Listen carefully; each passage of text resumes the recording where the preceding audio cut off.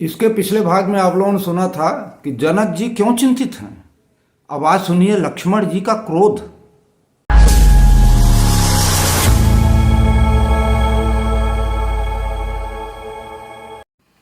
ओम श्री परमात्मने नमः। आज आप लोगों के समक्ष बालकांड का दोहा नंबर 253 से 255 तक प्रस्तुत किया जा रहा है। दीन दयाल बिरदु संभारे, हरहु नाथ मम संकट भारे। रघुवंशिन महु जह को होए, तेहि समाज यस कहै न कोए। कहे जनक जसे अनुचित बानी, विद्यमान रघुकुल मनि जानी। सुनहु भानुकुल पंकज भानु, कहूँ स्वभाव न कछु अभिमानो। जो तुम्हारे अनुशासन पावो, कंदुकैव ब्रह्मांड उठावो। काचे घट जिमि डारौ फोरे, सकौ मेरी मूलक जिमि तोरी। तब प्रताप महिमा भगवाना, को बापुरो पिनाक पुराना। जानियस आयस हो, कौतुक करऊँ बिलो के असो। कमल नाल जिमि चाप चढ़ावो, जो जन सत प्रमाण लय धावो। दीन दयाल बिरदु संभारे, हरहु नाथ मम संकट भारी। तोरऊ छत्रक दंड जिमि, तब प्रताप बलनाथ। जौन करऊँ प्रभु पद सपथ, कर्ण धरऊँ धनु भाथ। दीन दयाल बिरदु संभारे, हरहु नाथ मम संकट भारी। गाइए सभी लोग, सब लोग गाइए हमारे साथ। लखन सकोप बचन जे बोले, डगमगाहि महि दिग्गज डोले। सकल लोग सब भूप डेराने, सियहि हरसु जनक सकुचाने। गुरु रघुपति सब मुनि मन माही, मुदित भये पुनि पुनि पुलकाहि। शयनहि सवनहि रघुपति लखनु नेवारे, प्रेम समेत निकट बैठारे। विश्वामित्र समय शुभ जानी, बोले अति स्नेहमय बानी। उठहु राम भंजहु भव चापा, मेटहु तात जनक परितापा। सुनि गुरु बचन चरण सिरुनावा, हरसु बेसादन कछु और आवा। ठाढ़े भये उठी सहज सुहाए, ठवनी जुबा मृग राजुल जाए। दीन दयाल बिरदु संभारे, हरहु नाथ मम संकट भारी। उदित उदय गिरि मंच पर रघुबर बाल पतंग, बिकसे संत सरोज सब, हर्षे लोचन भृंग। दीन दयाल बिरदु संभारे, हरहु नाथ मम संकट भारी। निपन केरी आशा निसिनासे, बचन नखत अवलीन प्रकाशी। मानी महिप कुमुद सकुचाने, कपटे भूप उलूक लुकाने। भय विशोक कोक मुनि देवा, बरसहि सुमन जना वही सेवा। गुरुपद बंदे सहित अनुरागा, राम मुनिन सनु आयसु मांगा।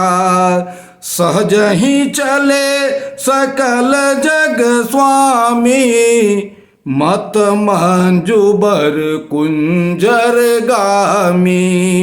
चलत राम सब पुर नर नारे, पुलक पूरे तन भये सुखारी। बंदी पितर सुर सुकृत संहारे, जो कछु पुण्य प्रभाव हमारे। तो शिव धनु मृणाल के नाई, तोरे हो राम गणेश गोसाई।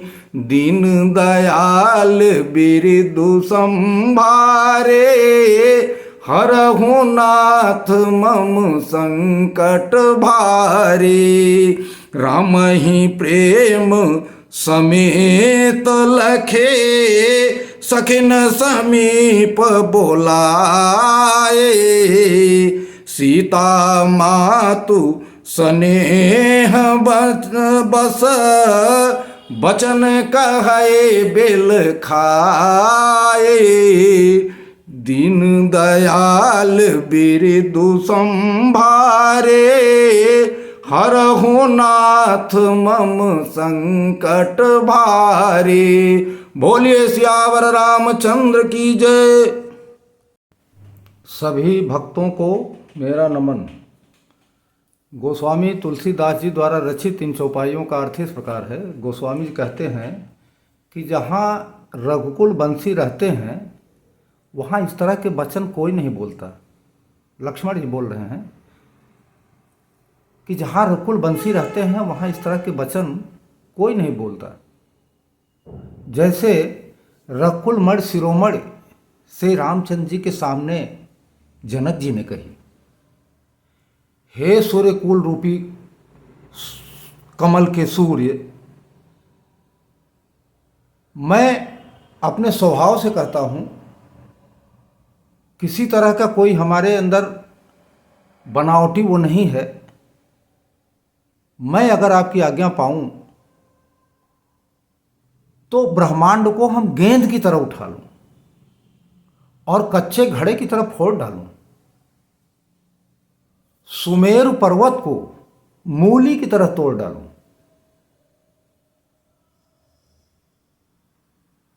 और आपके प्रताप के बल से यह बेचारा पुराना धनुष क्या चीज है।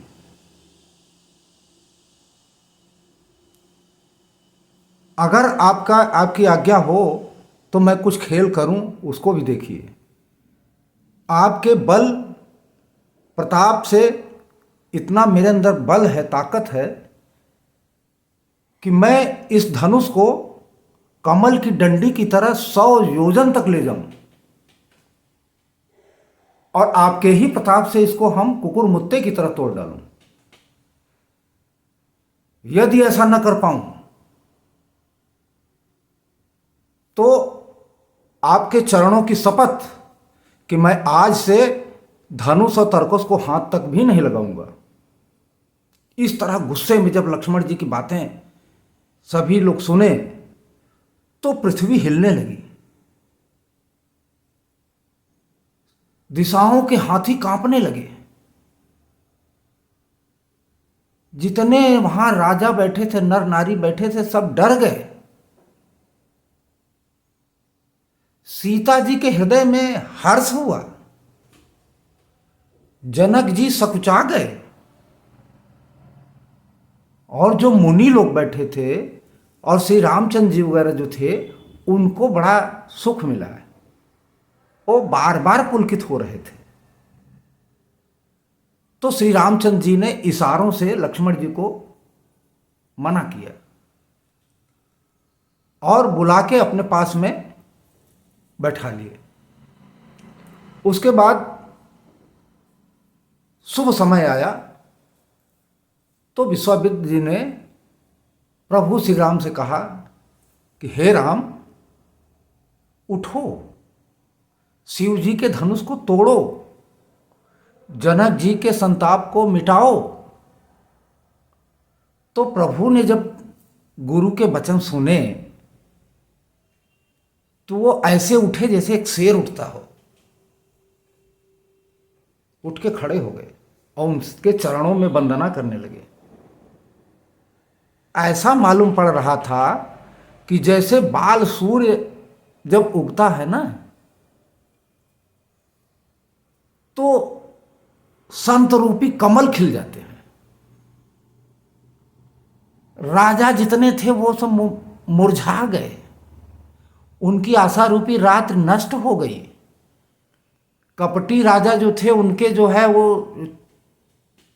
चमचमा रहे थे ना, वो सब मिट गए, शोक रहित हो गए, शोक से हो गए। और उनके जो वचन रूपी वो थे ना वो सब उल्लू बन गए।